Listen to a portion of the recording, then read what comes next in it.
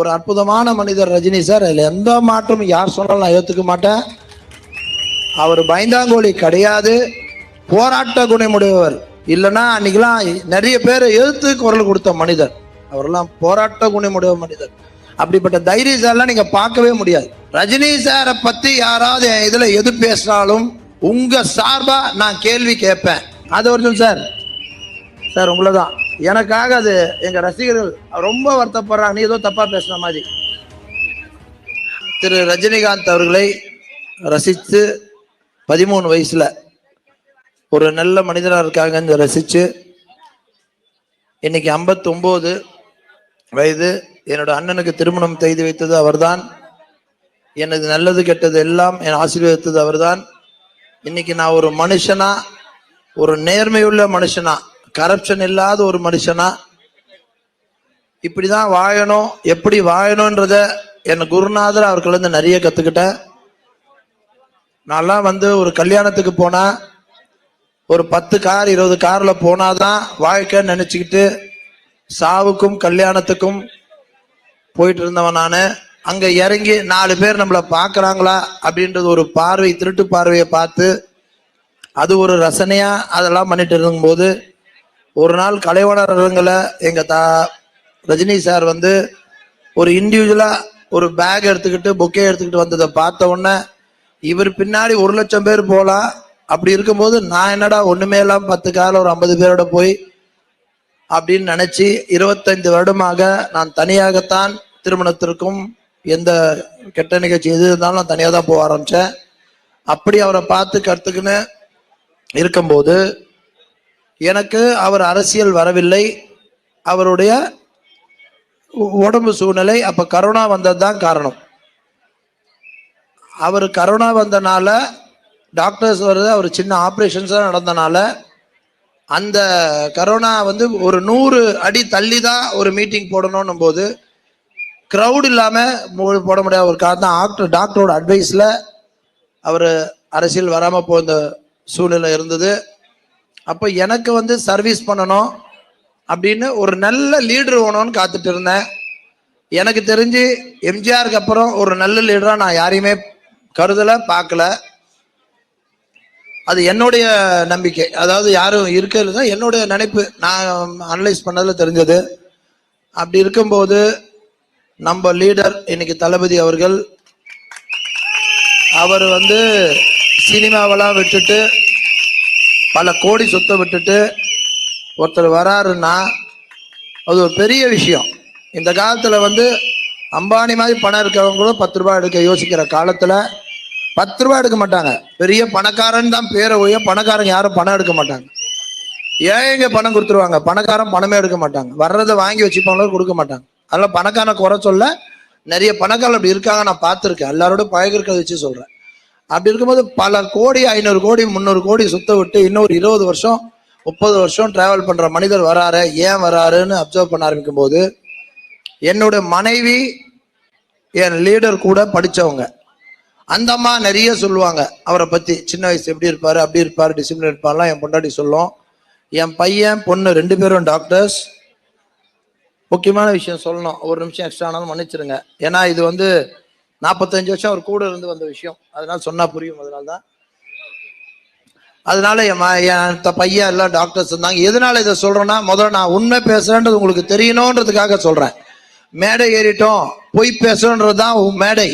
இவ்வளவு நாள் பொதுக்கூட்டத்தில் நீங்க பேசுறதெல்லாம் பொய், உங்களுக்காக பேசுறது, உங்களை ஏமாத்ததுக்காக பேசுறது.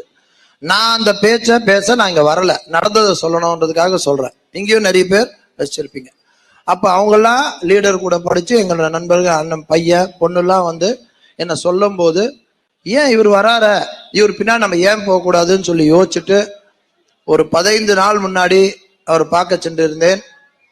அதுக்கு முன்னாடி நம்ம ஆதவர்ஜுன் சார் எனக்கு ஒரு 12-13 வருஷமா தெரியும், பேஸ்கெட்பால் அசோசியேஷன்ல. அவர் பேஸ்கெட்பால் பிளேயரா ஒரு ஏழ்மையான குடும்பத்திலிருந்து ஒண்ணுமே இல்லாம வந்தவர். அது அவரு நான் பேசலாமா என்னன்னு தெரியல, அது ஒரு காழ்ப்புணர்ச்சி ஆயிடக்கூடாது. அப்பா அம்மா இல்லாம ஒரு ஏழை குடும்பத்துல SDA பேஸ்கெட்பால் கோச் வாசல்ல இருந்து எனக்கு உள்ள சான்ஸ் கிடைக்காத ஆடுறதுக்கு இருந்த ஒரு மனிதர். வாய்ப்புள்ள நீங்களாம் இதெல்லாம் எடுத்துக்கணும். வாழ்க்கையில ஒண்ணும் இல்லை, அப்பா மேல நினைக்காதீங்க, இண்டிவிஜுவல் நினைச்சா முடியுன்றது ஒரே ஒரு உதாரணம் ஆதவ அர்ஜுன். அப்படி வந்து வந்து வந்து இப்போ நம்ம லீடர் வந்தது 2 வருஷமா தான், 3 வருஷமா அரசியல் வந்திருக்காரு, மக்கள் நலில் தான் இருந்தார். அப்போ ஆதவ் சார் எங்களை பேசும்போதெல்லாம், நான் இப்போ ரஜினி மன்ற மாவட்ட செயலராக இருக்கும்போது தலைவரை பத்தி எப்பயுமே எங்களை புகழ்ந்து பேசி, நான் தலைவருக்காக நலத்திட்டங்கள் செய்யும் போது நிறைய பணமும் கொடுத்து, அண்ணா ஏழைங்களை நல்லா இருக்க வேணா, ஏழைங்களை கொடுங்கண்ணே, புடவை வாங்கி கொடுங்கண்ணே அப்படின்னு 5000 புடவைகள், ஸ்கூல் பேகு பசங்களுக்குன்னு வாங்கி கொடுத்து எங்க ரஜினி சார் மன்றம் நடத்தும் போது அவரும் ஒரு என் கூட இருந்து சாருக்காக பண்ணவர் தான் ஆதவ அர்ஜுன். அப்படி பண்ற மனிதர், எங்களை அவ்வளவு பெருமையா பேசுற மனிதர்.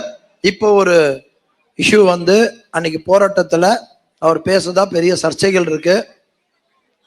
அந்த சர்ச்சைகள் வந்து நான் அங்க இருந்தேன், அவர் கண்டிப்பா தவறுதலா பேசியிருந்தா அதே மேடையில ஏறி எனக்கு அது புரிய வைங்க, ஏன் இப்படி பேசின்னு கேட்டிருக்க தைரியம் எனக்கு இருக்கு, கேட்டிருப்பேன்.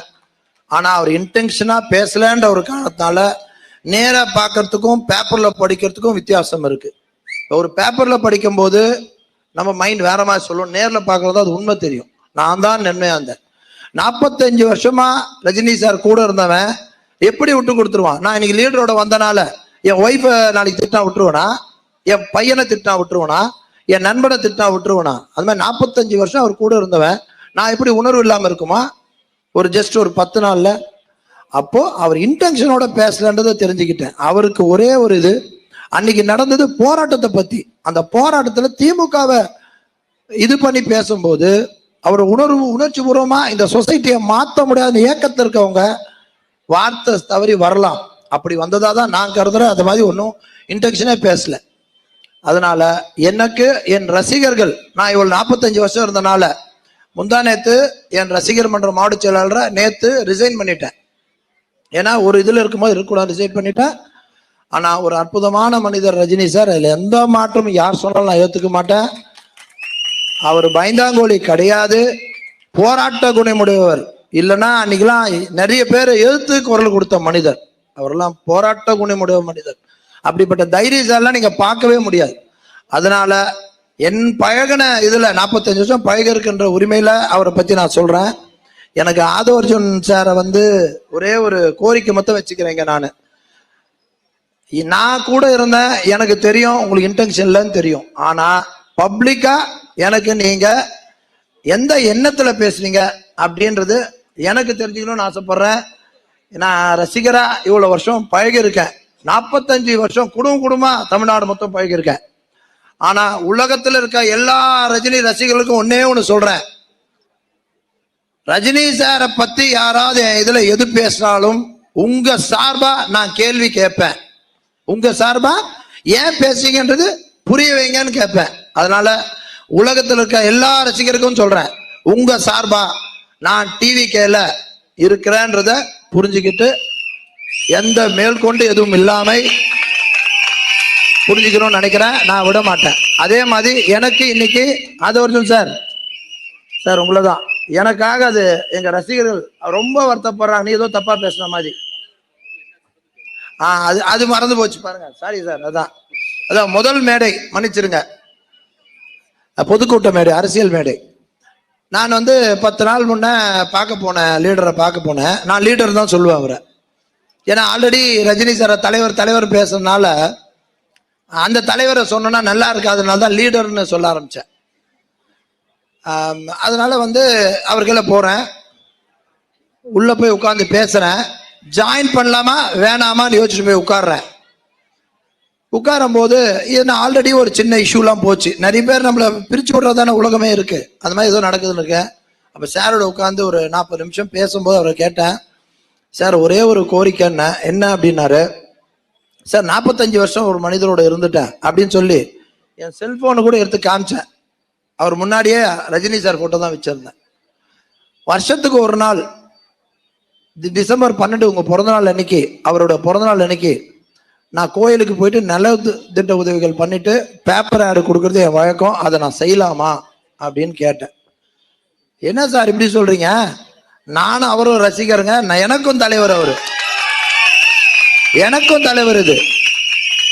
அதனால அதெல்லாம் இங்கெல்லாம் கிடையாதுன்னு சொல்லி நீ ஸ்கிரீன்ல கூட அதே வச்சுக்கோங்கன்னு சொல்லி அப்படி சொன்ன அடுத்த நிமிஷம் இப்படியாப்பட்ட லீடர், பொறாமை இல்லாம, எதிர்ப்பு இல்லாம, யாரும் எதிர்க்காம அப்படி இருந்த ஒரு லீடர் தான் நம்மளுக்கு வேணும்ன்றனால துண்டை எடுத்து கையில கொடுத்து எனக்கு போடுங்க சார், உங்க கையால போடுங்க லீடர்னு சொல்லி தலையில போட்டுக்கிட்டு கட்சியில சேர்ந்தவன் நானு.